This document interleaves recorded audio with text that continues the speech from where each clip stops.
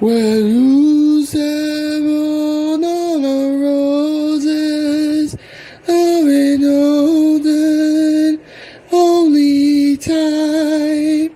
I'm singing this song 'cause Rich Holland sucks. Fuck you, Rich Holland. I step in the ring, it's NXT time. D-Walk on the mic, gonna blow your mind. We bring the energy, the crowds go wild. We stay on top, we never back down. We break the boundaries, push the limits.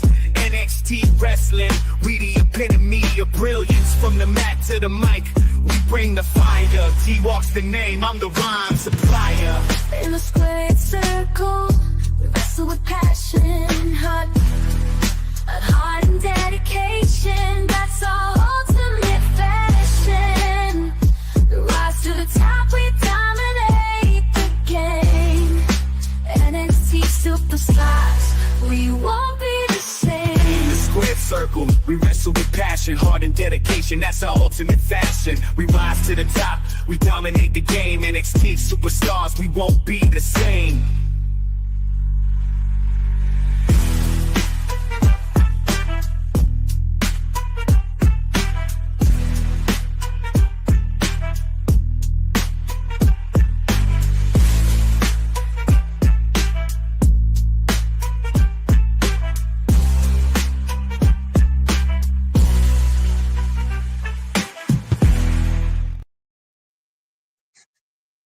What's going on today with you guys? This your boy, Mr. Flint A10 D-Walk. We talking about NXT tonight. Thank y'all. Like, share, subscribe. Let's get it going. We're here to talk about wrestling. That's what we love to do. And I got guests, and then I might have special guests.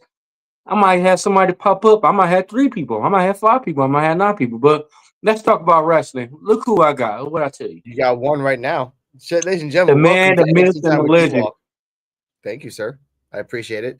Mr. Joe BNCO will be here in about 20, 30 minutes, depending on his traffic and if he doesn't hit any animals. We'll get to that point. Yeah. NXT Time with D-Walk is sponsored by whoever the fuck gives a shit. And if you don't like that, well, shit happens. This NXT is going to be very controversial in the fact of the matches, the setup, and the ending, ladies and gentlemen, the ending. Yeah. If you saw the beginning of the show, you saw that this wonderful singer, who was me, sung that song where Chase University is destroyed and Yeah. Ridge Holland wins. But by the way, I want to say this real quick before we continue. I found out because of NXT and Wrestling Life of my favorite podcast, What's Wrong with Wrestling. Give you a free plug, motherfuckers. They stopped watching NXT in 2022, sorry, because of Chase University. And someone left a comment on their show saying, you guys can watch NXT again. Chase University just got disbanded. What are your thoughts on that before we continue? Again, this random comment about apparently hate. My thought is if you love wrestling, you will watch it always. Mm-hmm. I love wrestling. I grew up watching wrestling. I mean, I fell off for a bit. But then I got back into wrestling when I met Joe, and then I met Brandon, Mr. Spiral, Mr. BKNY. And we partied with all kind of wrestlers, Rey Mysterio, John Cena, all of them. But I got back into that because it was a passion. It was stuff that happens is meant to happen. When you bump into good people, when you bump into people, it's meant to happen. So I bumped into Joe, it was meant to happen. So therefore, on that thought, like I said, I got a chance to party with all kind of wrestlers and everything and see their life before they even blew up. Yeah, and I respect that. And I never met wrestlers like that to be like, oh, wow, it's cool, you know. But I do remember that the reason we have NXT Time with D-Walk, which is D-Walk's show, is the fact that we should talk about honest reviews about wrestling, the subjects, the characters, and even the crappy, weird, dramatic storylines, because people are saying that we're advanced, like, oh, NXT is different than what it was before. This really feels like Vince is in the background. Oh, yeah, I'm going to write this out. Interracial relationships, yeah. BBLs, yeah. I'm like, This is getting really fucking weird. Yeah. And again, repetition is the father of learning. But, ladies and gentlemen, and I will say this real quick because I love my life. Love life. We love life. The show starts off with the Iron Qualifier match of Frazier versus Eddie Thorpe. And why? I mean, why when you have this how I feel. Why would you have you got Eddie Thorpe. Okay, I can understand Eddie Thorpe wrestling. But then you got Nathan Frazier that's a tag team. Yeah. Why couldn't you find somebody besides Nathan Frazier to wrestle for a qualifying match to an individual title? Yeah. Remind you, the tag team division is dying. Slowly but surely, the tag team division is dying. Why would you bring a tag team into an individual? It don't make sense. That unless part you don't have a win. Yeah. Go on then. That part pissed me off because I'm like, exactly. This is an Iron Survivor qualifier match. This is supposed to be significant, so whoever wins goes after the champion. Why are you trying to mix in tag team wrestling with this? Because again, the match was actually better than the segment outside. Ladies and gentlemen, they were doing freaking mini crossroads. They were doing brain. Wait, before we get to that, I wish Joe was here because Frazier. He's about to be here in a minute. I know, but Frazier has the same body type as Javon Everett, so I want to see what he says. Like, did he not like the match because he's too skinny, but ladies and gentlemen, I'll give you the play-by-play. Frazier grabs an arm bar, shoulder arm breaker. Thorpe reverses to a wrist lock, side headlock, shot off, drop down off the ropes. Nathan picks up a head of steam and whips him off with an elbow, arm drag into an arm bar, grinding Eddie down. Thorpe whipped to the corner, chest kick, knee lift, more chest kicks. I'm sorry, part of my throat. Whip across, Frazier up and over, reverse STO into the turnbuckles. Thorpe with a schoolboy for 2. Nathan gets 1, 2, back and forth off the ropes. Both men go for a crossbody and end up laid out.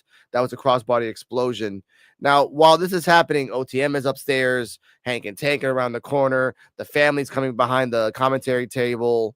Like, a whole bunch of crazy guys are coming in out of nowhere. And it's like, all right, we're going to have some fun in this, ladies and gentlemen. Now, these are 1 or 2 clips of this match because this was a really, really good match. This is clip number 1. I think this is the right one. Let me see. Yes, it is.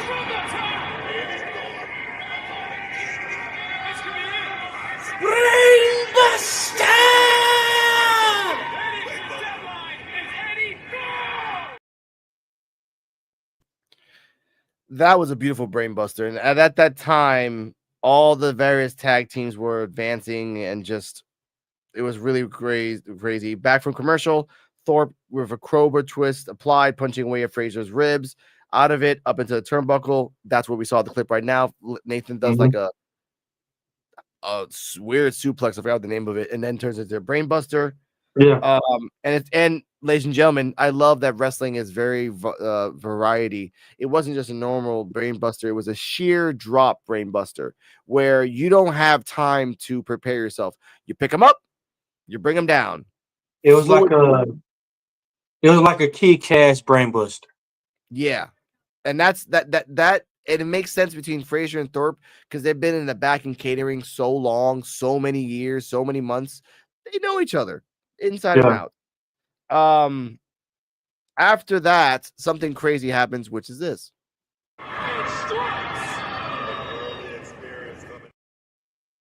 Wrong one. My bad. Catch me outside. How about that? My computer is really weird. Give me a second. Catch me outside. How about that? All right. Come on. Not the fucking catch me outside. How about that? Hey, I got it. I got it. Give me a second. It's fucking weird that it's doing that. I don't know why it's doing that at all. Oh, here it is. I got it. My bad. I think it's right here.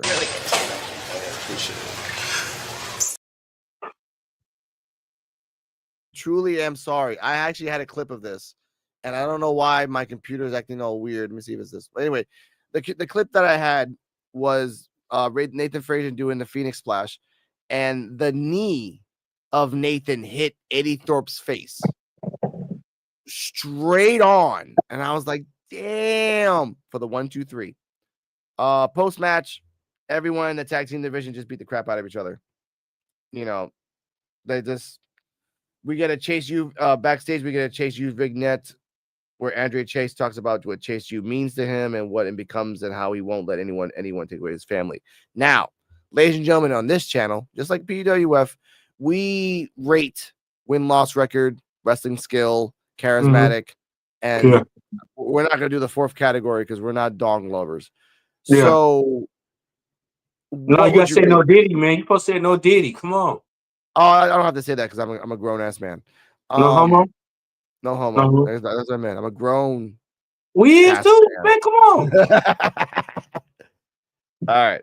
Let's see. We delve into the abyss of trying to correct ourselves. What would you rate this 1 to 5, Mr. D-Walk? The first match, Eddie Thorpe and Nathan Frazier. Yes. I had to bring it down to probably like 2.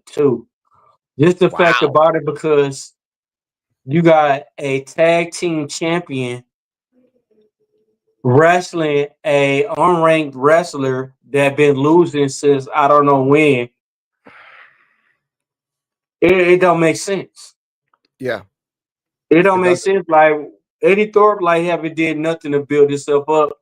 And Nathan Frazier is a tag team champion that's going through something with his tag team partner that should be competing. Like I said, to me, tag teams are everything.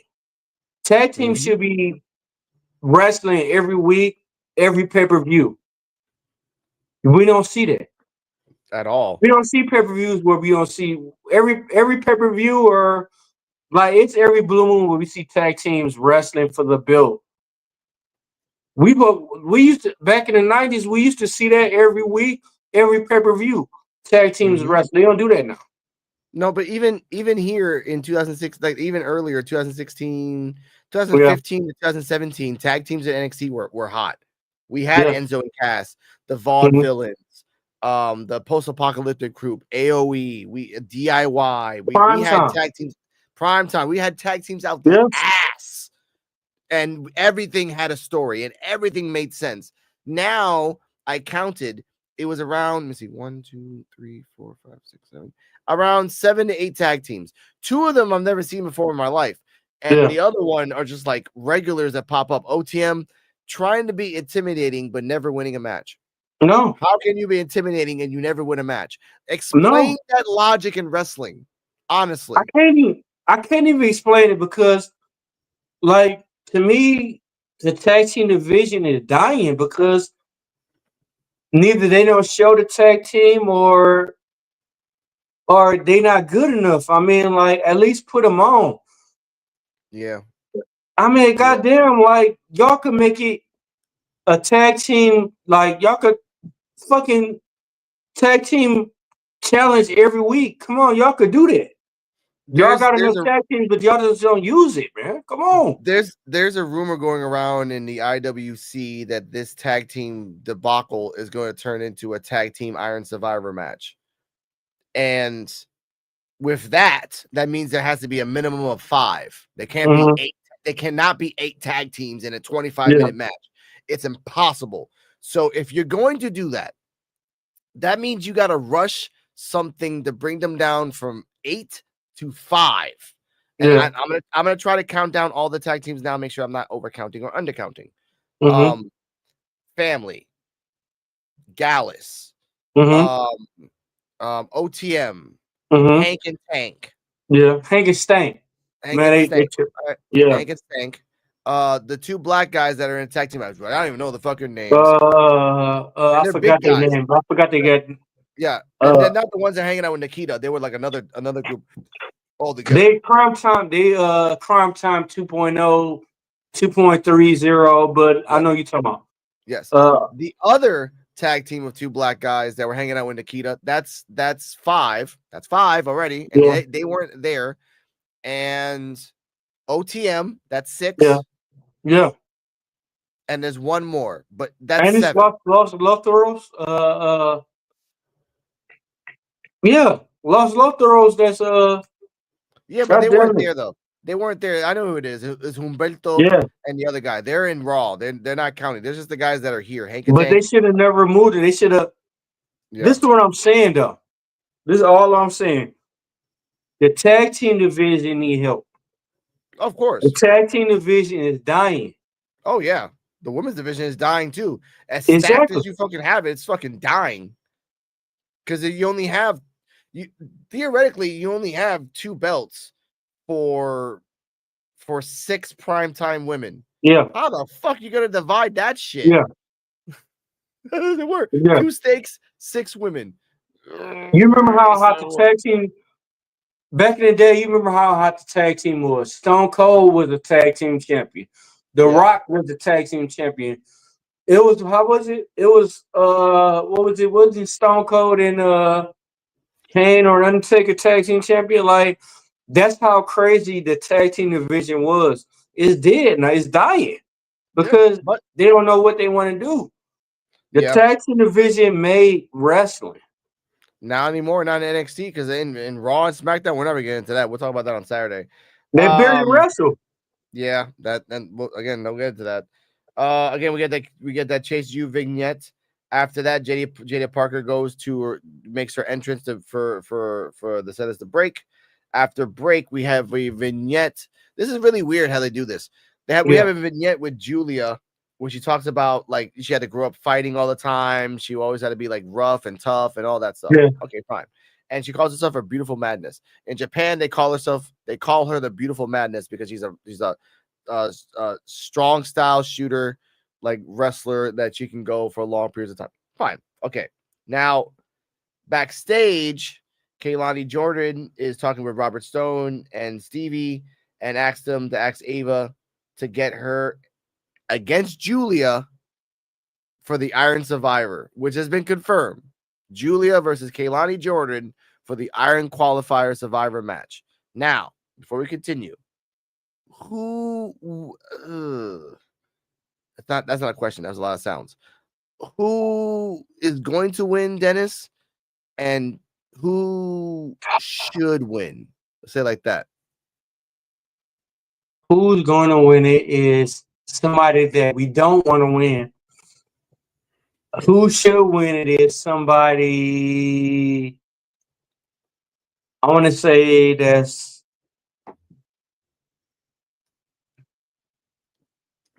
To me, it should be Rookie of the Year that win it. Yeah. Somebody that came in and made an impact. That's who win Yeah. it. But they go do something else. No, I get that. It's now. I think I don't like Kaylani Jordan as a character because she's not really that great. But I think Kaylani Jordan should win and go to the Iron Survivor qualifier because what a coincidence that you got all this new talent and all the old talent that you have is getting buried even farther down. Because in all obviousness, we have Sol Ruka and we have the other 2 participants that are in this freaking match, which is Zarya, who's in this match. Yeah. Julia, not yet, but and Stephanie. You've already fucking stacked the match with these 3 girls alone. Mm. And you're gonna probably put Julia in there. So that's 4 stacked women. And whoever's the 5th is the unluckiest person in the world. And it better not be Cora Jade. Yeah. I swear to God. If you put Cora Jade in there again, like a token ass woman, because she's the only one, they put her in there. Please don't. Please don't, because it doesn't make any sense. You buried Ren Sinclair, and you buried the second woman that had a match today. I forgot what it was. And you buried Jada. I'm not mad that you buried Jada. Jada has her own issues. You know what in the NXT. What issue? No, let's call it out. What issue do Jada have? Man, because she didn't call it out. Jada didn't call it out where like her special and everything. The reason her special is and everything, Jada didn't call that out. Let's call it out. What's wrong with Jada? Give us 3 things. What's 3 things that's about Jada that we don't like? Oh, I can do that faster than a pop quiz. First one, she uses her butt as a weapon. Your butt is connected to your coccyx. Your coccyx is connected to your spine. The more you use your butt, you're going to mess up your spine. Then you can't walk straight when you're about 35, 40. One, that's off the bat. That's why people don't do. That's why Stone Cold didn't really do stunners on his ass, because he knew he was going to fuck up his back. Yeah. That's one. Two, you're stuck in the hood. You're stuck in the hood mindset. Oh, I'm from the hood. I do this stuff. Newsflash, I'm from the fucking hood too, but I can talk eloquently and have a coherent conversation while getting inebriated, while intimidating somebody. Damn. I don't have to do the whole I can step, my butt jiggles. It's an embarrassment that this, and by the way, that this is what I was going to say before Joe comes in. I got him. Speaking of the devil. Hold up. I got him. Before I bring Joe, because I know Joe's gonna. Oh, here you go, Joe. And before Joe says anything, don't say nothing. Yeah. Daddy, chill. What the hell is even that? That's our chill thing he got for us. What the hell is this about? See what I tell you? I knew it was gonna happen. Look, I knew it. What the fuck? What are we doing here? What are we doing? I knew it. That's okay. And that's the chill thing he got for us this week. Yeah. You know, we cut up last week and everything, so he wanted to make sure we didn't cut up this week. So he put us in. We in a little time out right now. Looks like we got Battle of the Booties again. We got the Chilean booty versus the ghetto booty. Daddy, chill. What the hell is even that?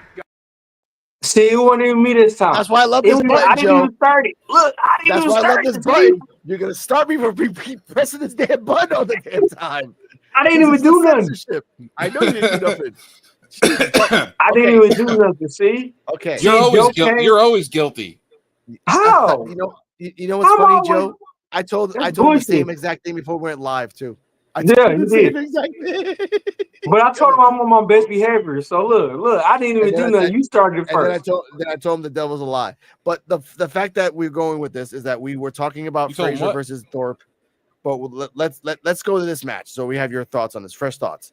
Jada Parker versus Stephanie Vaquer, Iron Qualifier match. And I can tell you the play-by-play right now. It was very Stephanie was focusing on the right arm of Jada Parker. Jada Parker was trying to show off and dominate. She did her butt special in the corner. She was going to do her running butt special. And then Lola Vice came out, and it had the vibe of this. Catch me outside. How about that? How about that? With a brick. I couldn't get the brick lady. I should have got. That's a good meme I'm going to get later. Lola and Jada are kind of ratchet anyway. I mean, that makes sense. Yes. So she came out with a brick and distracted Jada enough that Stephanie did a very, very what's the word? It's not shoot. It's snug. Very snug super kick under the chin of Jada. Did her nice little special, which hats off, because you picked up that big ass woman and did it on your knee. She's very crisp. That's ridiculous. She is very flexible. And for the 1, 2, 3, and they're going to continue this brick between Lola and Jada. Now, your rating, Joe, and your thoughts on the match. Match was okay. It made sense why they did it. They're trying to have a trilogy with the two. Mm-hmm. I'm going to say we're probably going to have a brick on a pole match. I actually was the same thing. Actually, yeah. Yeah, might as well. I mean, and then I'm gonna give it a 4. 4 out the door. It's 4 out of 5. Why I give it a 4, right? Why? 1 star for every ass cheek. What the fuck? See? Come on, man. I got that. Daddy, chill. What the hell is even that? Okay, I'm gonna get a shorter version for that. It just says that, but I like this match. Stephanie really showed out, but Jada using her butt like turned the tables, and Lola Vice coming out talking crap. Like this is what I think if we're gonna see another Lola Vice versus Jada Parker match. This is the worst. Hey, Booty, booty, the booty. next time Joe get out of, next time Joe like say something like out of line, I'm going to the liquor store and it's right down the street. Like it's literally like 2 minutes. Yeah. So Joe, don't provoke me, all right? Don't provoke me. All right, That's it. Okay, this match I give Listen, it. I give listen. it. Your alcoholism is on you. That's not on me. What? Yeah. How dare you? Oh, we know what? No, Dennis. Let's do this the proper way. Yeah, I have a lot of questions. Number one, how dare you? What he said, yeah. Exactly. How dare you? Okay. She has a lot of questions. She does. But I give this match a 4 out of 5 because of Stephanie, not because of Jada. Jada's ass is getting boring of it. I don't want to see another Lola versus Jada match. We've already done hardcore. We've already done singles. Like, what the hell are you gonna like, if Joe's right and you do a brick and a pole, I'm done. OnlyFans. Look, OnlyFans. I'm just waiting for Jada Parker on OnlyFans. Oh my god. This is and then you get the button too. First Daddy, button. chill. What the hell is even that? I'm going to the liquor store. They can now. do it together too. I mean, they get more buyers if they do the OnlyFans together. I'm not gonna keep pressing this damn button. This is gonna be the Daddy Chill podcast. I gotta do this shit. All hey, right? I'm going to the liquor store. So y'all got y'all got the podcast and everything. I'm going to the liquor store. All right, be safe. Now, Drink your Corona and shut up, man. Dennis, your thoughts on the match. Dennis, your thoughts on the match and the rating before you go to the liquor store. Jada versus Stephanie. I gotta give it a goddamn 2. I gotta give it a 2.5. I mean, cause I mean, like I would have thought Stephanie would have been in that the was an way Iron Stephanie Survivor. affected. That was an Iron Survivor qualifying match, though. It was. Yeah, but at the same time, though, like they in 2 different levels. Like Stephanie Vaquer could step up a level, a 2 level, a 3, but we haven't seen Jada Parker step up any level. We haven't seen Jada Parker get to a level where it's a challenge for her.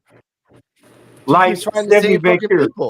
She keeps fighting Tatum or Lola. Exactly. That's she ever fights. If she can get away from using her ass all the time as a weapon, then maybe she may be able to step up a little bit. Yeah, I mean, she's using her ass as a crutch.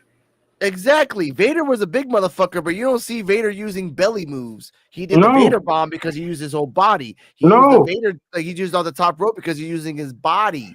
There's a difference. Vader salt. Exactly. The difference between Vader and Jada Parker is Jada Parker literally goes to the corner, slaps you on the stomach, which is not believable at all at any point, and then jumps on you with her butt. And then she does the high step.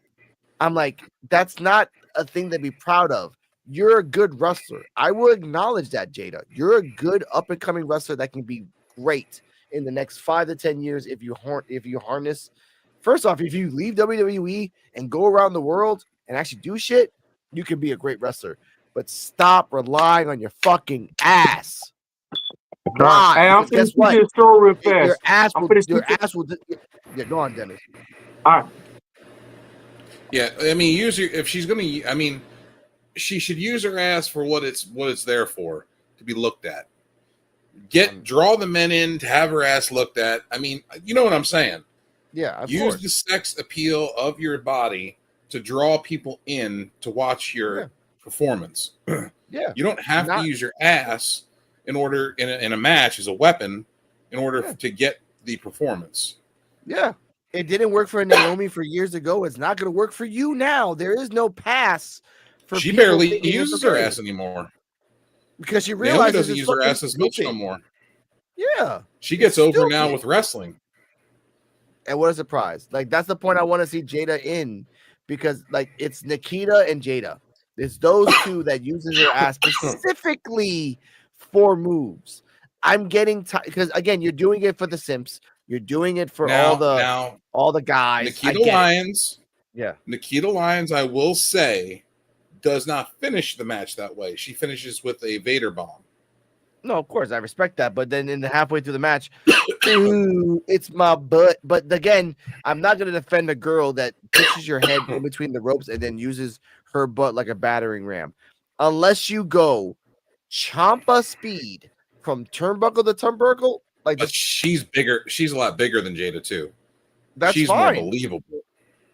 And she doesn't use it as a finisher, though. She uses it as a setup for a finisher. And that's what's sad. She uses that as a setup, and that for me is not believable because she's always pussyfooting on the moves on the women. Like, let me just like, no, do a fucking Champa speed. Champa, why use that reference, ladies and gentlemen? He does a running knee that is so fast and vicious. You believe that he actually beat, and I've seen him fucking vicious knee women, and that was like to see. I want to see her do. I want to see her do some Braun Breaker type speed, and she can.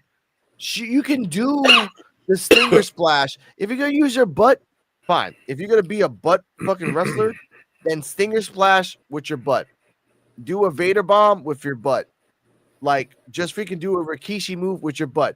Because then, if anyone shits on you, you have to shut the fuck up, Nikita, and accept it. Because you can be a great wrestler. I've never in my life ever talked about Matt Hardy's ex, Lita, and said, damn, her boob moves are fucking badass. No. This should not be the future of wrestling that we have to focus on or use or utilize booty or boobs as a wrestling move. Sex sells, Alex. Sex sells. Except for wrestling moves. Sex sells except wrestling moves. And this is part of the reason why a lot of the women should be going back to valets, not wrestlers. I'm not saying that, but I will let it ride. Now, and Dennis had to do something. He actually probably went to the liquor store. He went to the liquor store because he's not getting drunk enough off the 6-pack he bought. Yes. Backstage, I'm actually put the banners right now.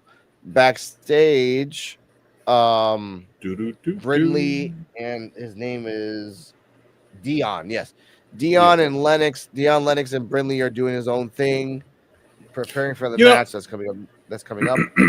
Yeah. If Dion Lennox can get some personality to him, I think he has a look to be a good wrestler. I think it's depending on the partner because him and Ashanti have great chemistry together, talking back and forth. I mean, his physical appearance. He has the physical appearance of being a top tier talent. He looks like Jason Jordan. He kind of does a little bit. That's not a great thing to know. That's not a great thing to have. Like you look like somebody else. Like that's not. Jason Jordan was good too. But then Jason Jordan has a neck injury that you remember that. Like any wrestling fan that's more than 6-7 years old or like 6 or 7, like old, having the knowledge would know that Jason Jordan was a great wrestler, boring as a stale toast of bread, but he was a great wrestler. I refer to Jason Jordan as Maven. Yeah, because boring as fuck.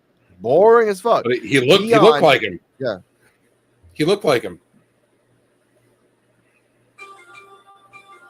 Maven, Dion, and Jason Jordan all look the same. And what's bad about that is that this guy Dion is very intellectual. He's very articulate. He can bounce off somebody. But if you keep staying with Brindley, Petrovic, Ashanti for the last 2 fucking months, there is no resume of that shit. The Ashanti and Petrovic thing really is annoying. Yeah. But did you see the shit? Did you guys talk about the first part of the show already? Yeah, we can go back to that if you want. And Fraser versus Thorpe, I got it right here. Eddie Thorpe, that part we both talked about it. And Dennis got really mad because justifiably so. Like you're supposed to have an Iron Survivor qualifier match, which by the way, I didn't say this. This was like as they call it in the IWC. This was a AEW flippy dippy match, straight and sweet. Yep. And I don't hear anyone saying, "Oh no." No, Frazier and Thorpe were doing brain busters, freaking mini crossroads.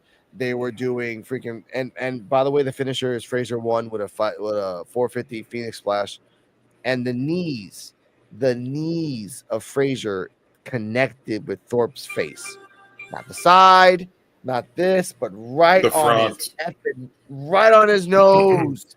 He sold it though. He kept it going. I'm like, all right, I got hit in the face. I gotta let it ride, and Frazier won while the tag team were outside acting all crazy. Give me. You know what they're doing. You know what they're doing with that. They had Frazier win because they announced later in the evening that Axiom is having a Iron Survivor qualifying match next week.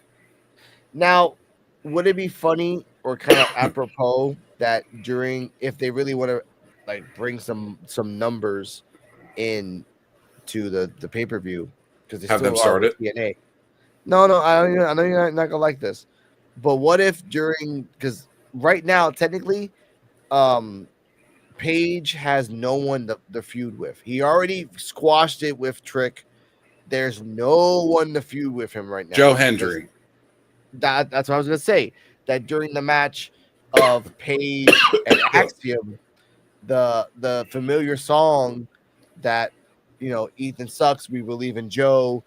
Ethan put on some clothes, distracts him, and then that will set up Ethan versus Joe Hendry in Deadline. Because again, Joe Hendry's, to my knowledge, is not really having a feud with anybody, and you can bring him back for something for Deadline, I think. Because again, okay, Ethan Page wins against Axiom.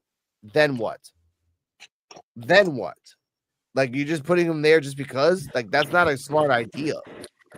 Ethan Page ain't gonna win. They're gonna have him lose. Axiom's gonna be in the match to cause friction with him, more friction with him and Frazier. Yeah. Okay, so what was the reason? What was the reason? Nathan Frazier, he's a tag team champion. He's an individual in a tournament. Eddie Thorpe, that we haven't seen in so long. Why would they put them together? It don't even make sense. But I said, I was telling Alec, the Invisible Man, the tag team division is dying. They don't use the tag team like they used to use it. Of course they don't. I'll tell you about that. Like they had 8 because they don't have tag. Joe, Joe, they're rumoring that they might do a Iron Survivor tag team. It's not even that. It's they breaking up all their tag team. All the good tag teams they had, they break them up. And there's 7 tag teams. That's that we counted it out, Dennis. Sorry, Joe. At the beginning of the show, we counted it out. Technically, there's 7, but in an Iron Survivor match, there has to be 5. So you're gonna have to cut 2 tag teams. So in order to be 5, and if they do that for a Deadline, you're really stacking the pay-per-view. That's fine, but there's you know what, EB? You know they'll bring back the tag team division. If they do a elimination chamber tag team, that'd be dope. What they should do is they should try to do a Iron Survivor with tag teams, but they should do it with all the tag teams. Mm-hmm. That's probably what they're gonna do for Deadline, because they realize they have way too many tag teams. And again, me and Dennis both agreed having a Iron Survivor qualifier match, but at the same time connecting the tag team storyline in the background really fucked up the match. Yeah. It fucked up the match entirely because, again, like I told Joe before Dennis came in comparison to AEW, this was an AEW flippy dippy match, as everyone says. Oh, a lot of moves and everything else. Frazier, and by the way, Joe, it's amazing. Like, were you okay with Frazier's moves and his move set and the way he jumped? I mean, it was all right. I mean, I just feel like the whole thing was just set up I feel like the only reason Frazier and Axiom are in this Iron Survivor Challenge is all just so they can build more friction to split the tag team apart. Yeah. Which is Man, funny. they shouldn't be. They shouldn't be. Okay, go ahead, bro. Oh, I'm sorry. Which is someone predicted it that they're both in the Iron Survivor match. Boom. Yeah. And then they're both gonna probably defend the belt at deadline. So they're gonna have to work double duty. They lose the Iron Survivor both together, they lose the tag team together. And at that point, ladies and gentlemen, one of them has to turn. If you guys are still a tag team after talking so much shit to each other and giving passive aggressive comments, cut it. One turns heel, get it out the way. That's But at the end of the day, where do you see them when they break up? When they break up, they go do them like every tag team. To me, like I said, I'm gonna give you a prime example. Back in the day, Crime Time. Crime Time was a perfect tag team together. But once you broke them up, what y'all do? Release them. Like they wasn't no good no more. Like they have potential. You could have kept them as a tag team. Joe, no. We were, me and Joe been looking at Crime Time since they was what? Shad. They were trying to give Shad a bigger push. Yeah. They were trying to give Shad a bigger push because he was the bigger of the two. They wanted to give Shad a bigger push. Yeah. But they couldn't give Shad the bigger push because he wasn't marketable enough. Yeah. At that time, he was not marketable enough. And JTG was more marketable, but he wasn't. Yeah. And how long have we been looking at them? We've been looking at them since. We've been looking at them since what? JTG was wrestling Brandon, right? More or less. OVW. More or less, I guess. Huh? But yeah, OVW. OVW. Yeah, OVW. We've been but watching the tag team division. But the tag yeah. team division needs.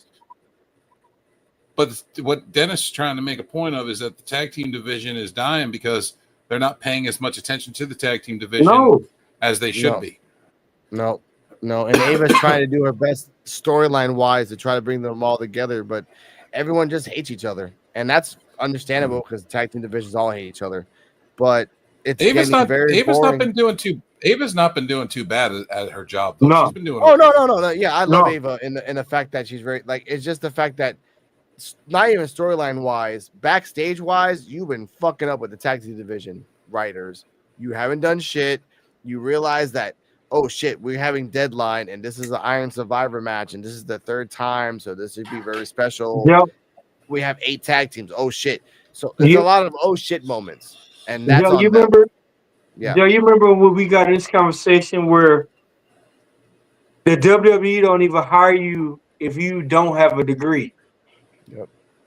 The only reason they will hire you if you have a degree and you don't know shit about wrestling. Yeah, you had to have a certain. I've applied before, and you have to have a certain amount of college credits and at a certain degree, and you also have to have experience with radio and with news as well, with TV broadcasting, which a lot of people don't have. No, and that's crazy. Like real wrestling fans know what they're talking about. Like, they get like Brandon, Joe, like Brandon, Joe, like y'all would know wrestling, like including me, like y'all would know wrestling. Like, well, we know what would sell more. What people would like. It's a repetitive formula that you can figure out. But we can go off by another hour of this, but that's not the point of this. Next up, and I'm just gonna go bouncing off here and there. Mixed tag team match: Brinley and Dion versus Petrovic and Ashanti. Come on, man! You talk about P Diddy, like the P Diddy of wrestling. Come on, man! I'm just gonna say it like this: you guys like Joe. You know what? No, because this is our show. Let's just change it up a little bit. Zarya versus Resident Clear. Tell me your thoughts and the rating. I'll be back in 90 seconds. I thought the match was good. I mean, I like Zarya. I think she's going to be a very heavy contender for this Iron Survivor. I'm curious who's going to put her out.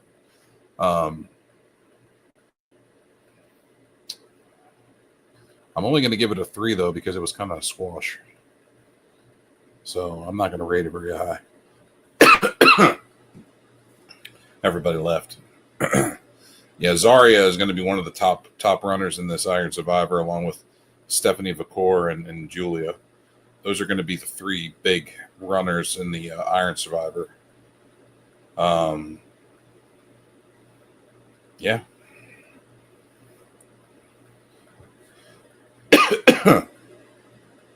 Let's check the comment section. Anybody saying anything? Michael Vasquez said, "Thank you, Chase. Heartbreak." Well, thank you, Michael Vasquez.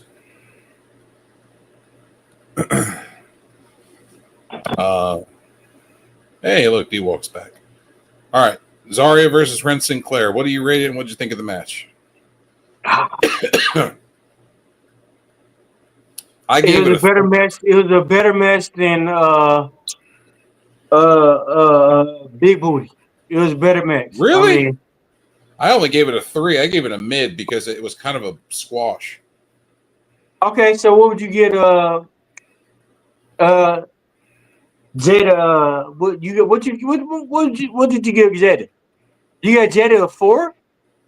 I gave Stephanie Vakor and Jada a 4. Is that because of the works of Stephanie or Jada or all together? More for the works of Stephanie, but I also said it was one star for each cheek. Okay, so wrestling wise, what would you get this match? And then give it cheek wise. Okay, cheek wise, give me wrestling wise and then cheek wise. Because cheek wise, I guarantee you it'd be higher. Before we continue, ladies and gentlemen, wait, because I hear the voices that Dennis needs to say these things. Daddy, chill. What the hell is even that? Okay. I heard cheek wise. You did it. I heard cheek. You did it. I heard cheek wise. I'm like, that means something. Wow. You could have said wrestling, and then I want wrestling and cheek wise. I want broad penny size. Yeah. I want the whole details. All right, Joe. Go on, Joe. I gave Zarya and Ren Sinclair a 3. Okay. I felt it was more of a squash match. I feel like I feel like they're feeding Zarya people now. To Henley. I think they are. I think they're feeding Zarya to Henley, and I rate this match I want to give it a 3, but I gave it a mid 4. Because really, yeah, because Ren Sinclair is kind of proving that whoever the wrestler is, she can adapt. I like that. Ren Sinclair, I've seen her in 5 matches, and in every time she's fought someone new or someone diverse, and has really shown out. Dude, the last 2 episodes ago, she threw herself at the crowd on the outside. Like, she has been doing work for a month to 2 months straight, and she knows her style. That's what I mean. She knows her style. She knows her wrestling moves. She knows her 5 moves of doom.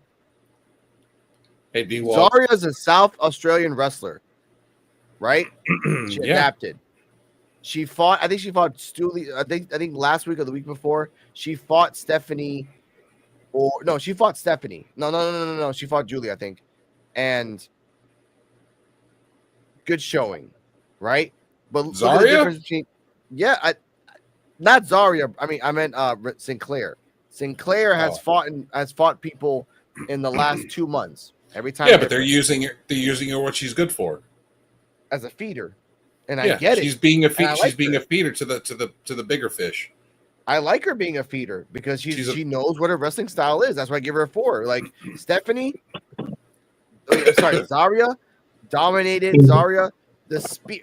Obviously, come on, dude. When she speared Ren Sinclair, the sell that she did, she turned into a Barbie doll and just like got legs went straight up and stiff, and then she went down. Like, that's selling. She reminds me of like females Damian Sandow, because you remember when Damian Sandow got hit, he would sell really well, and I like that. Not this new Damian Sandow, he's crazy. He's like freaking Orlando Brown, Damian Sandow. He's just all over the What? place. Wow. How can you bring that? I grew up with Orlando Brown. The motherfucker's crazy. Whatever they gave him or he smoked, he is gone.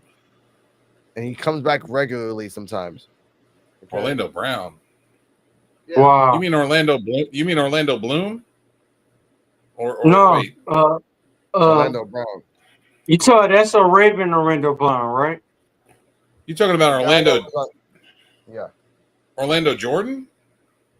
Is that the one that was on the Sister show? That's the one. Yeah. Yeah. No. Orlando Jordan was a wrestler. Yeah, Orlando Brown was that's the Raven, like that's the dude that's going crazy right now. Going crazy. That motherfucker's been crazy, went back to Vegas and came back. Man. Been crazy for years, dude. Like, did you see his microphone? Did you see his microphone action though? Like with him and Ray J, like, hey, But to go back to this, because again, always going crazy shit. I liked it. I gave it a 4, just because of the fact I like Red Sinclair. Zarya is just Zarya reminds me of Goldberg. I don't know why, and that's not a good thing for me. I'm like, she reminds me of Jordan Grace. I grew up on Goldberg, but I'm like, she kind of reminds me of a cross between Jordan Grace and Ultimate Warrior. I like Goldberg until he kicked Bret Hart in the head. Bret Hart is my favorite wrestler all the time, and I would love to get Bret Hart to interview him, talk to him, and everything. One of my favorite wrestlers and everything. Joe know it. One of my favorites growing up. I was a Bret Hart guy. I was a Bret Hart guy over the Shawn Michaels guy. Joe, you remember when I was in Canada and you was like, "Why didn't you go to Bret Hart house?" I said, "I didn't think about it. Like, I had the chance, but come on, I didn't think about it. Am I right or wrong?" I spoke to Stu and Helen Hart before they had passed away. Yeah, exactly. Yeah. That's how deep Joe is into wrestling. So Zarya is in the qualifier. Stephanie McCoy is in the qualifier. Okay. And next week, Julia is going to. Yeah, Julia versus. we talked about that before you came in.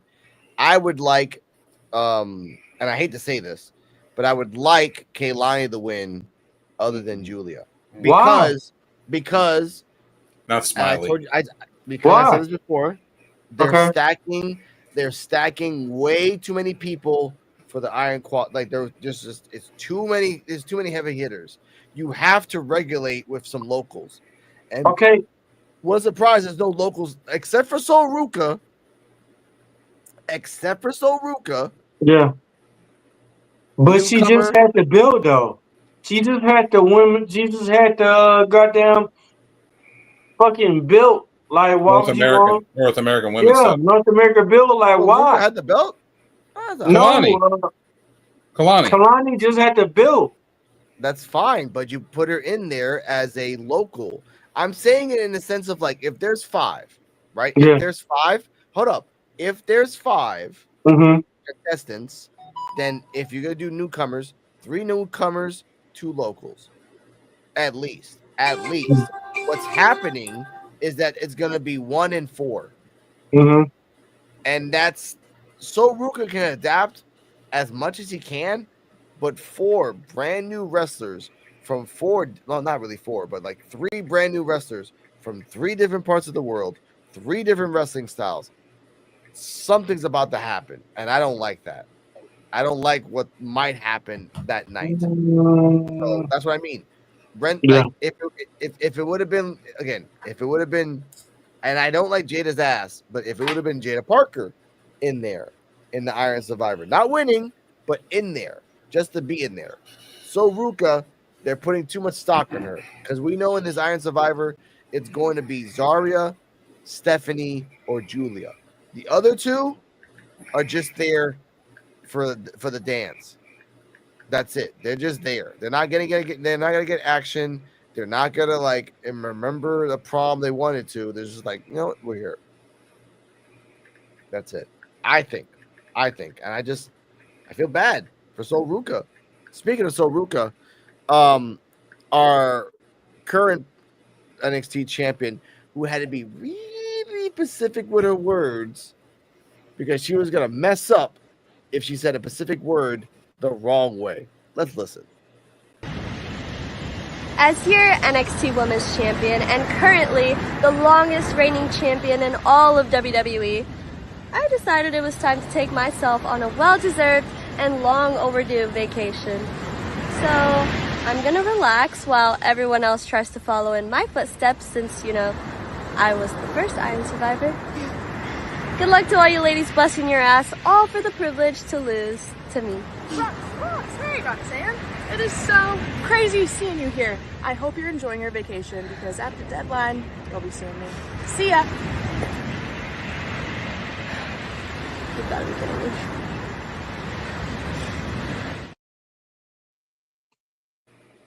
Hey, that was dope. That was kind of funny. That was dope. Anyway. Exclusive. I'm gonna shout out Soul Ruka.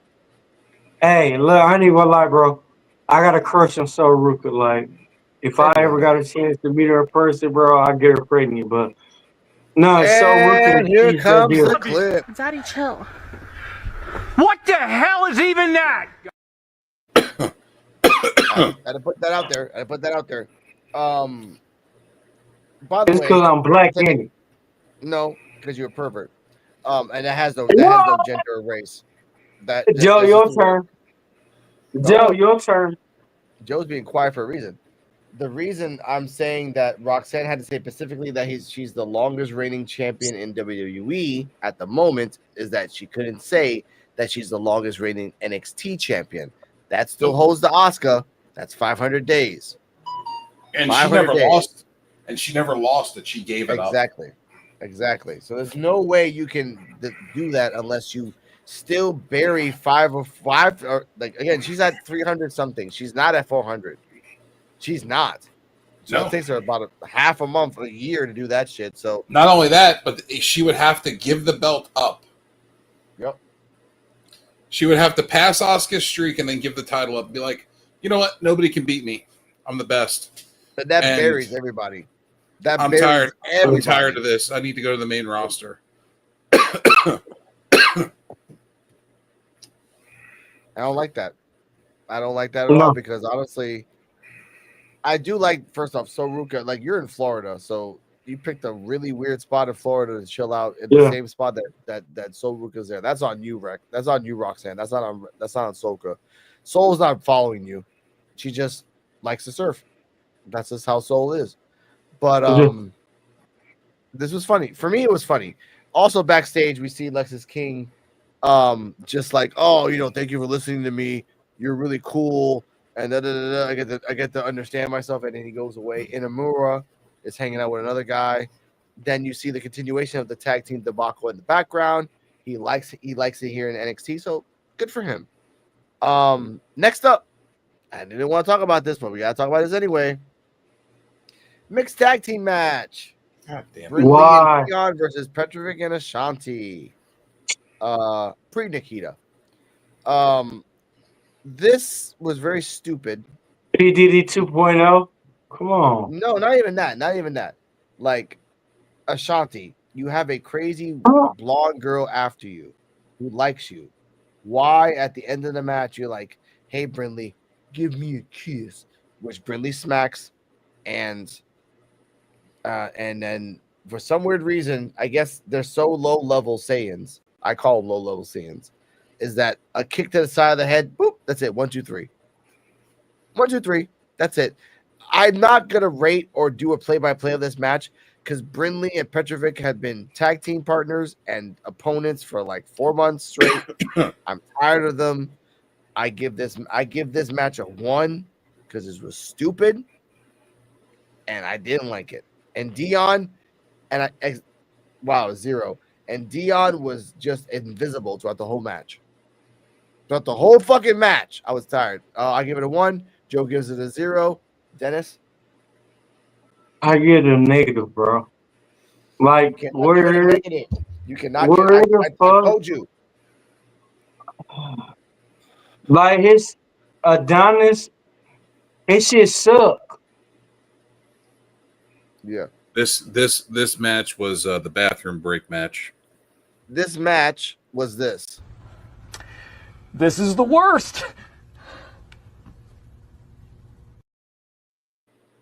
Definitely. This was the worst. And his match NXT made Yeah. NXT other wrestlers like go down the hole.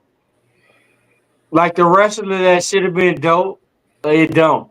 Because the Adonis segment is suck.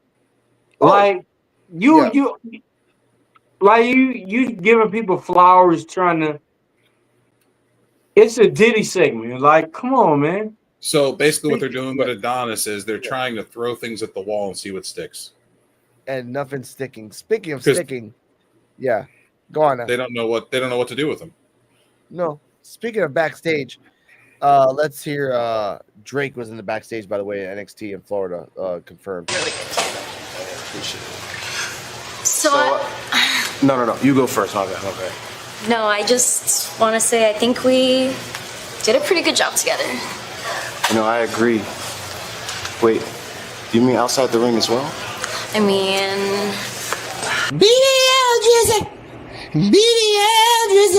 Let's go. I'm going. Keep going. All right. of course. No. Carmen, wait. I didn't text her. Oh, one match, though? That's what they're doing up one match, bro. Like y'all win one match. That's how y'all do. Come on. They're toxic, and I guess someone wrote this down writing in the acting guild. Question for the audience, and maybe AI clips pick this up. When the hell did Nikita text her? When the hell did that happen backstage? And when the hell was that even happening? Because I've never heard Nikita be like, "I'm gonna text Ashanti." Like this was a added storyline that made no fucking sense. If you haven't noticed, she's been going after all the brothers. Just saying. That is a relevant and concrete truth. That is true. She's been going off. She's been going off. She is acting like this. Catch me outside. How about that? Yeah, that's Nikita Lyons when she was younger. Hey, hold on, chill out. I'm trying to get her DMs and everything, so chill out. And here we go with this button. Zaddy, chill. What the hell is even? I mean, you fit Nikita's stereotype. You're her type. Whoa, what that supposed to mean? Yeah, I can answer that. It's this. This is the worst. Wow. Yeah. Wow. Not to you, Dennis, but just like wow. I thought you were gonna have a clip for a race car or something. I was like, what is this? I will get that next week. We're gonna expand the clip sensors of this, ladies and gentlemen. I am really tired of Nikita. I know. Nikita has her black card.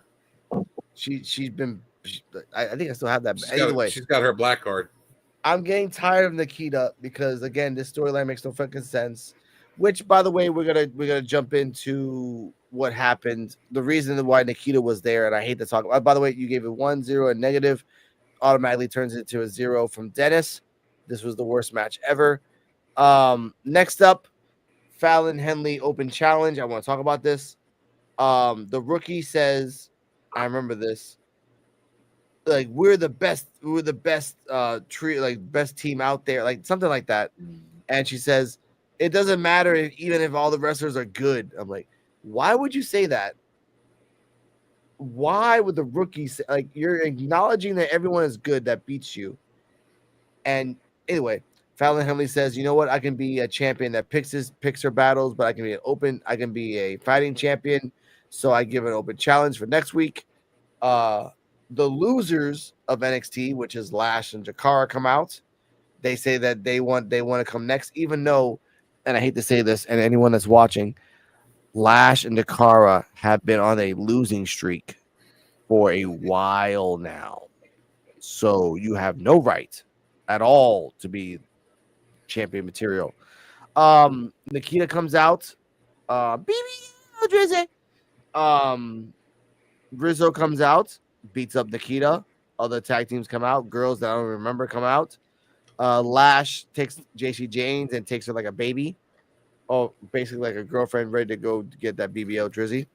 And then Tatum Paxley comes out, does her special, grabs the belt, and cements the fact that she is going to lose next week. Your thoughts on this, Dennis?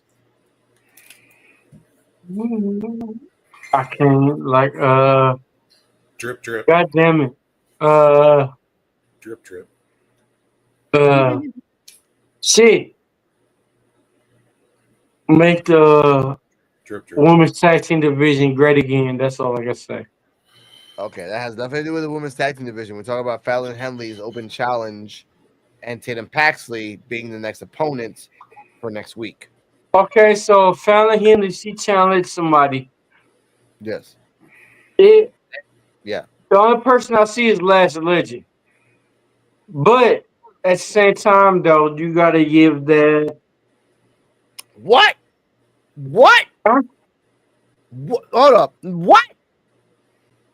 Clip that. Even Nikita said, no, even Nikita said, you had your chance at Crown Jewel, you lost. So she has no chance or no right to go after the belt. She does it. Lash, Jakara, Nikita, they've all lost. So they have no right to go after the belt.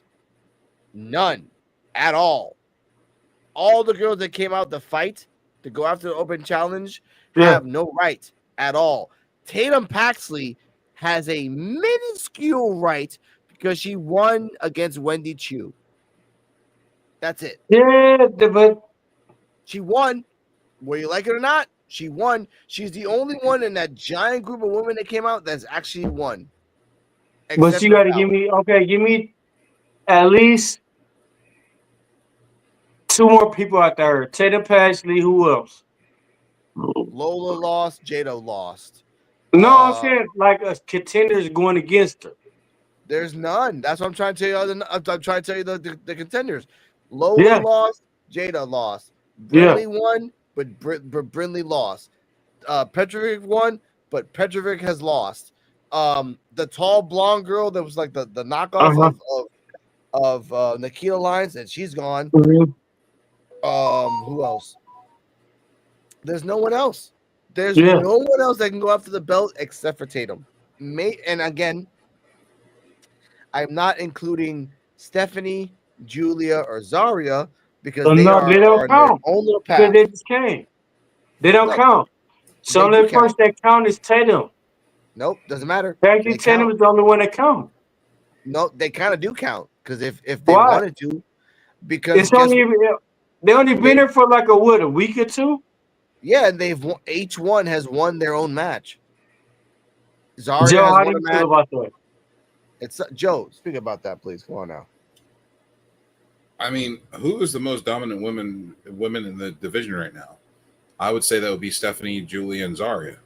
Okay. Now, question, Joe. Hold up, Joe. If you remove Stephanie, Julia, and Zarya, who's the most dominant woman then? Because that becomes the issue. Because are we talking about championships? No, just someone that's dominant enough to go after Fallon. That's not Zarya, Stephanie, or Julia. Who? Give me a minute to think about that. Yeah, exactly. That's the bitch about it. Like you have to think like, oh, because as far as win losses go, I mean, people win one and lose one. There is no winning streak. 50-50 booking. Yeah, it's straight 50-50 booking. Mm-hmm. It's been. So who you pick? All of NXT. Who would you pick? Like you can't have a fatal 4-way. So who would you pick 1-on-1? I would pick Zarya. I'd pick Zarya. Again, that's the problem. Zarya's new, Stephanie's new, Julia new. So if you take them out the equation, the only person that makes sense is Tatum, because her win-loss record is more wins than losses, because she had that whole fucking weird shit with fucking Wendy Chu and Rosemary, and she won a couple, but she lost a couple as well. She won against a feud. There's no one else. I'm sorry, Dennis. There's no one else that goes after Fallon. And what's sad is that she's gonna fight Fallon. She's gonna lose, so that Zarya goes after Fallon after Deadline. Yeah. Zarya loses the Iron Survivor. Blah blah blah. And then after that, for the next pay-per-view, she goes after Fallon for the belt. But guess what? Yeah. You're keeping the belt. You're keeping the belt warm for somebody else, Fallon. Fallon's probably going to keep the belt though. They're probably going to fuck Zarya. Tatum? They're probably going to fuck Zarya out of the belt too. They're probably going to have an interference from the other two, and it's going to cost Zarya the match. Wouldn't that like bury Zarya? Because I think no, it wouldn't bury her, because if she loses the match by outside interference, it's technically not. It's not her losing. It's still keeping her strong. Yeah. But at the same time, it's letting Fallon keep the belt. They do it all the time. But if they want to do something different, then Zarya has to JC James and the other ones outside. Zarya just destroys them. That's the only way. Like, she just straight up in the beginning of the match, instead of ladies and gentlemen, if you're hearing this, this is the way you should do this. Or we get a twist. Remember, there was friction with her and Jordan Grace. Mm-hmm. What if Jordan Grace causes the distraction? That's fine. Puts a feud between Jordan Grace and Zarya. That's fine. If Jordan Grace comes out at that match, then yes, then you set it up for TNA for later on. If Jordan Grace doesn't come out, Zarya in the beginning of that bell ringing goes outside and just gets a chair and beats the shit out of Jasmine and JC Jane. Because, ladies and gentlemen, the wonderful thing about wrestling is that if you grab a chair and you hit somebody else that's not your opponent, it's not illegal. It's Jordan Grace can come out to help her by taking out the other two. But because she does that, it gets her distracted. And that's how she gets rolled up. Okay, I get that. And then she has animosity towards Jordan because of it, even though Jordan was just trying to help her. So many ways we can go with this. Yeah. There's a lot. I think Zarya just to keep the belt off of her for a little bit longer. You don't want to rush her to a title. Yeah, go on, Dennis. I was saying. The tag team is dead and the women's division is dead. Thank you for reminding us that. Next up, a match that I don't want to talk about, but it has to be talked about because of the storyline. No. Jensen versus Tony D'Angelo. Wow. It wasn't that bad. It wasn't that bad. It was an okay match. It wasn't that bad. No. Okay, so what was the outcome? I mean, this is what I'm saying. So what they're Tony doing D'Angelo is win. No. The Tony D'Angelo win. Where do it goes now? Sean Spears. Sean Spears was using Brooks Jensen to go in and soften up Tony D'Angelo. Okay. Yep. That's why after the match, if you notice, Brooks Jensen went after the knee that he was working on all match. Mm-hmm. He was doing that so that when Sean Spears takes on D'Angelo, he's going to have a bum knee. Yeah. And we find out the name of the third member. His name is Rico. Another Rico. Standard wrestling name. He said that in passing. All right, good job, Rico. Rico, yeah. And then we saw the BBL Drizzy clip with Petrovic and Ashanti. I give this match, Brooks Jensen versus Tony D'Angelo, a 4 because it sets up something else. And Brooks Jensen didn't really botch at all. And Tony D'Angelo, spine buster, and Brooks Jensen was just chef's fucking kiss. Those two had really good chemistry in the ring. Oddly, yes. And the fact that there was no botches, I'm good with that. That just shows the level that they're both on. Yeah. I mean, and that's the thing about it, though. when you find chemistry with wrestlers and you don't find botches, that's when you find good matches. Where's Yeah. Brooks Jensen's partner? I ain't seen him in a while. Man, He for real. he actually is hanging out with Inamura and doing his own thing. Like he's actually hanging out with the Japanese representative from Noah and doing his own thing. That's Yeah, all he does. but he hasn't been wrestling. The fact that No, they were dubbing him the next JBL and how great he was and all this other stuff, and they showcased him with all this other stuff, and then he just disappears. And now who's on the main TV every week? Brooks Jensen. yeah, because they pushed him that way. But either way, I let's not give this match a 4. What rate are you giving Joe? I agree with you because it's a continuation of a storyline.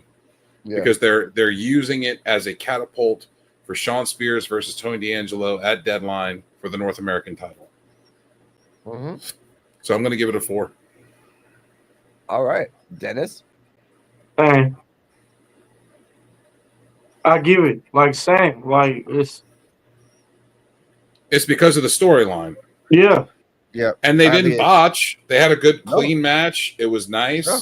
They worked well together. I mean, you couldn't ask for anything more except for, the only thing that could have happened that would have been different was if Brooks Jensen somehow won. Would have been like, wow, what the hell just happened? And that would have been weird. That would have been really weird. Like Brooks Jensen has been on like on a 2-win, 3-loss win streak. It just doesn't really make any sense. 4 across the board. If I can find a 4 Horsemen clip, I will get it out later, ladies and gentlemen. So that's good. Next up, I got it right here. I close my eyes for this one. Actually, I think we're at the main event. I think you see everything. Yeah, that's pretty much it. Oh God. Yeah, that's what it is. That's the way it is. Okay, Chase U versus Rich Holland. Ladies and gentlemen, you can see this free. Yeah, you can see this free on YouTube. The whole match this match was 9 minutes and 6 seconds long. Andre Chase versus Rich Holland. Yes. And everybody tried to help Andre Chase. Everybody. What a tragedy. I got pissed at that because I'm like, they're watching the match. Chase is getting like dominated in the beginning. Then Chase gets like manhandled, and then they come out. The tan referee that was not that same skin color was like officiating the match. And when Rich Holland did the compact DDT, and he was gonna do that on the outside, but he didn't do it. Duke and Thea came in, and Thea was like the woman that like started this whole problem, but then like it's provoking more of it, which kind of pissed me off. Duke, it was kind of like, yeah, get him, yeah, come on. Duke Hudson went to the outside. Duke Hudson tried to do a power bomb to Ridge to the exposed floor. It didn't work. He countered and ran him inside the little poster thing. Play-by-play of that. Riley came out, did a dive to the outside. It hit Hale and him, and then he didn't give a shit. Chase came back. Chase University got the little power thing, and then eventually got backpack DDT once again for the 1, 2, 3. And as ladies and gentlemen, as I show this is the reason why I want to give a shout out to this YouTuber because of this. Well, who's on the roses, and olden, only time I'm singing this song, 'cause Rich Holland sucks. Fuck you, Rich Holland. Damn. That was a lot of anger, though, wasn't it? I'll explain it right now. Now, Okay. Rich Holland is a waste of space in the sense of acting and charisma. He has no charisma at all. His theme song is a legit, I'm not saying legit for me, a legit CW villain that comes out at the end of a show and you see the credits. I hate that fucking song. It just bothers me. He struggles to do power moves. He struggles to try to find the right footing, and he's boring. So, fuck you, Rich Holland. If you had to be the cat and you had to be the catalyst, so you can go after Trick at the same time, because again, you're not gaining the belt. If they give the NXT belt to him right now, it's a fucking tragedy. Because I get what he's trying to do. I get his stick of acting, trying to be intimidating, but it's fucking boring. Yeah. It's boring. Joe, go on. I don't disagree. I just feel like he needs more of a branding when it comes to himself. He needs more of a character. He has the power and he has the look to be a Brock Lesnar. He does. He has it. He's got the speed. He's fast. He's strong. He's agile. You know, he's all these things. It's just he doesn't have the it yet. Yeah.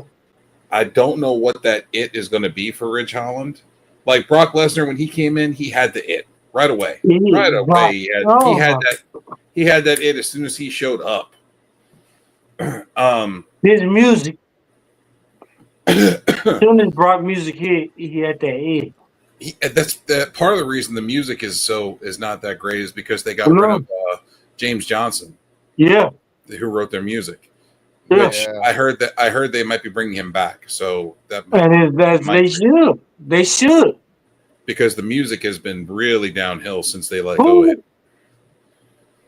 Who bought better music than Jim Morrison? Nobody. Jim Johnson. Jim Johnson, like nobody. There's nobody like. No, he was everybody in the early 2000s music. He's been doing the wrestling music since the 90s. Yeah. Early 2000s, the rock music. Hollywood rock. He did Hollywood rock. All of it. He's done all of it. He did. He helped do a lot of the Undertaker's music. All that. Whose music was better than Hollywood rock music?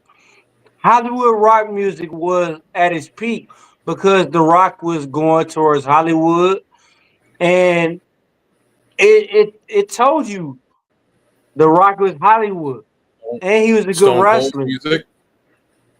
He did Stone Cold's music too. The Shatter theme music, the break it to the like Stone Cold music was dope. But The Rock, Hollywood music, he came in though. That the cooking and everything, that dun. What did nobody kill that shit?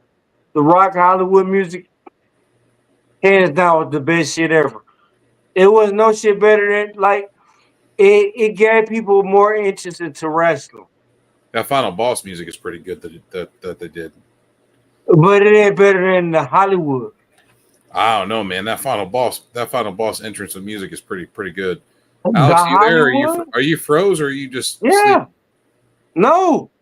But the Hollywood music, bro, like the old school Hollywood, that it didn't have that the cooking, and then it hit that dun.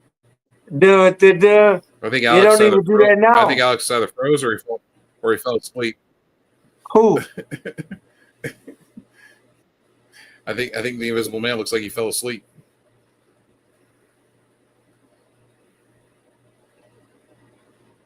Oh. Everybody froze? No, man, ain't nobody freeze it, bro. Just talking shit, bro. Well, no, Alex froze up though. Where he at? No, I don't think he froze. I think he's asleep. No, he done. He's a goner. Number Hollywood rock thing, but right. I know. I agree with you, but like I said, I liked what they did with the Final Boss theme music. They did a good job, entrance and all. Yeah. But ring music is what we're trying to get at here, folks. With Rich Holland, ring music can make a person a person likable or not likable. Yeah. More marketable than other people. I agree. So I'm going to give this match a 2. Yeah. I didn't like it per se, but Yeah. it does give Chase U some more opportunities to expand out. I'm tired of Chase U, and I'm tired of Thea Hill screaming. So it's Crying. over now. Now it's going to be her on her own. So what do There you go. There's the person. There's a female we didn't talk about. We'll put Thea Hill in that, and we'll put Thea Hill up there against Fallon Henley. no, what do Oh, look, he opened his eye for that. Where do Duke Hudson come in at? You all right there, Invisible Man? Hey, Invisible Man. Hey, so where did Duke Hudson come in this match? Duke Hudson did come in the match. No, I'm saying, like, no. He interfered in the match? Yeah, he did. All of Chase U got involved. Damn. I didn't see that part, bro. I didn't even see that part. So Duke Hudson broke up. Like the Chase University done. I didn't see it, bro. So yeah. Done. Chase sent out a tweet thanking the university and thanking Ridge and not Ridge, but Duke Hudson, Riley Osborne, and Thea Hale, and said that they never needed him, that he needed them. Is what he said. He said, I never, he's like, you all never needed me. He's like, you were great without me. He's like, I needed you. He's like, because without your greatness, I would be nothing. Wow. So I can't, no. Yeah. I guess they done. Chase U done. Now they can go on their own path. Now they can go on their own paths, and we have more wrestlers. And the thing about it, though, I see more releases than anything because with them, it's better for them to be a tag team than them to be separate because a lot of they gonna be released, bro. I guarantee you they gonna be released. Nah. You Riley Osborne and Duke Hudson are both very talented. Thea Hale's talented. I don't think they're going to get released. They're going to get good singles pushes. Doing what, though? Losing? I don't see them winning. They'll win matches. They're not going to win belts. Maybe. Who? Well, this is where their careers are going to have to. They're going to have to change their gimmicks. Yeah, exactly. That's what I'm saying. I'm saying in motherfucking. We just got to wait and see what the gimmick is. We got to wait and see how it plays out. We can't just say that they're going to get cut just because they're not with HU. You got to call it now. Call it now. Let's call it now. Tag team. Do you call it? Do you think they'll win a tag team belt? Do you call it? She gonna win a women's belt? I don't. I think Thea Hale will win the North American title. How long? I don't know. That's what I'm saying. Like, give me. It's the WWE. We can't say that because you don't know what's going to happen. They could wake up and get a wild hair in their ass and give her the belt next week. I give her. It's gonna be more than 6 months for Thea Hale. We'll see. Yeah. I mean, a year maybe, but. But it's a lot of people more than her that's ahead of her. That's what I'm saying. She's got to build herself up. That's what I'm saying. Because the shit she been doing with, like, the shit she been doing and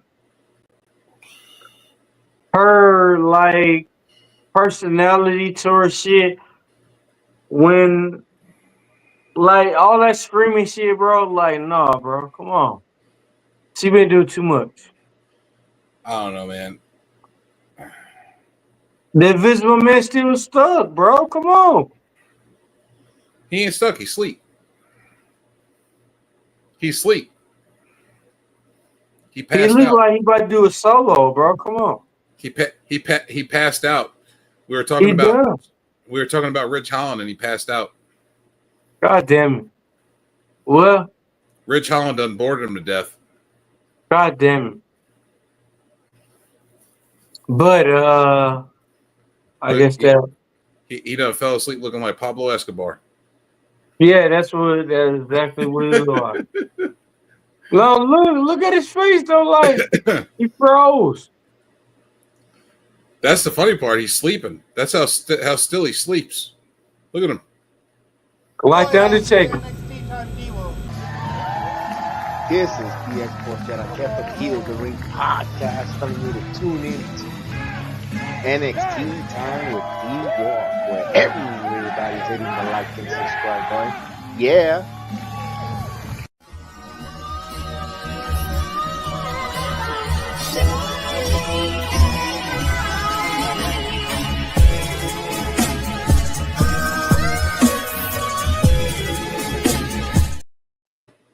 Hey, Nope, my bad. I dropped my phone on the ground.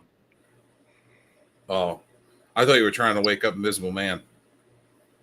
That too, but I dropped my phone on the ground, so I was trying to do something, but apparently he not waking up. So, hey, why he look like Jesus though? Like look at him. He look like he looks like he looks like the one boy from Born in East LA. Wow. You remember the Jesus? Remember the Jesus picture? He thought it was talking to him. You asshole, bro. You're a real big asshole. Got to get your finger off the camera, buddy. I'm trying. I just dropped my phone. So yeah. Wow, it ain't broke? No, it ain't. I'm surprised. It's a Verizon phone, so yeah. Oh, okay. It ain't a Metro piece of shit phone. Okay, good. Oh man, get on my Metro phone, bro. Whatever. It ain't an iPhone, is it? No, it ain't an iPhone, man. Why you gotta be asshole about shit, bro? But what kind of lick you got around you, bro? Welcome to NXT Time with Drunk Walk. No, not this week. Next week. Next week, asshole. Hey, what kind of lick you got by you, bro? I got a bunch in my kitchen. Okay, we're gonna take a shot before we end the show. Like we gonna do it like this. Every time we end the show, we gonna have to take a shot. Come on. I'm not getting up. You better get up. Come on. No, I ain't promoting alcoholism on the show. Man, get up. This a bloodhood. This a brother thing. Come on, man, get up. We gonna take a shot before we end the show. Come on. I'm not drinking tonight. I gotta go to work in the morning. Fuck you. Me too. Well, you used to drinking all the time. You asshole, bro. Come on, get up. You drinking your Henny and your Crown. Take a shot. No. Fuck you, asshole. Come on. What you drinking? Henny. Okay, thank you. I said Fuck Henny and you, Crown. man. Come on, man. Take your shot, man. Come on. Before we end the show, man, we about to end the show, bro. I'm gonna say good night. I would like to say big shout out to BX Sports and the Sports Jedi Network, Misfit Nation, Prashan the Don, Wanda, Skrill. You guys are great. Kayfabe Cartel. I know they do some wrestling stuff over there as well. Misfit Nation does the political stuff. And PUWF on Saturdays, where we talk all things wrestling. And Invisible Man has Rican Reactions, where he talks about the going-ons in Puerto Rico and all the big juicy news that's going on over there and the things that people don't want you to know about. That's it. Huh? That's it. You come on, take a shot, bro. Come on. Oh, and Kane the Destroyer. Forgot about our partner, Kane. Yeah. And Tim Teagan, who's off in the wilderness. Okay, yeah, that's it. That's it. What else? You missed and Peter and D-Walk's business partner over there, the Peter Way. But man, fuck you, man. Come on. Well, Hey, we go home. I'm promoting your business, bud. Hey, we go home at this right here though. Yeah.